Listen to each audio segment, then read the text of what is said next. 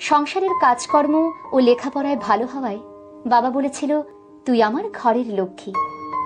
আজ তার কাছে আমি সংসারের বাড়তি বোঝা। একটা সময় আমার আচরণে মা গর্ব করে বলেছিল, আমার মেয়ে অন্যায়ের সাথে আপোষ করতে শেখেনি। আজ সেই মাই কথায় কথায় দোষারোপ করে, আমি কেন মানিয়ে নিলাম না।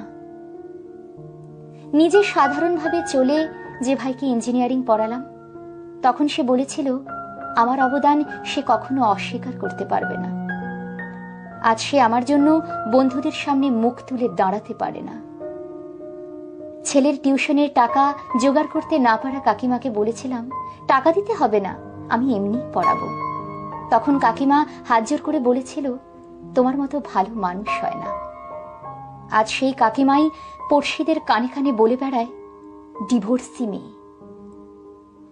যেই বন্ধুটাকে পরীক্ষার আগে হ্যান্ডনোট দিতাম, সে বলেছিল, চাকরি হলে সবার আগে আমায় জানাবে। একের পর এক পদোন্নতি পেয়ে এখন সে মস্ত বড় অফিসার। রাস্তাঘাটে আমায় দেখলে চিনতেই পারে না। আমার যে বান্ধবী বলেছিল, আমি না উপস্থিত থাকলে বিয়ের পিঁড়িতে বসবে না, তার দ্বিতীয় সন্তান হবার খবরটাও শুনতে হয়েছে অন্যের মুখে। আমিও একটা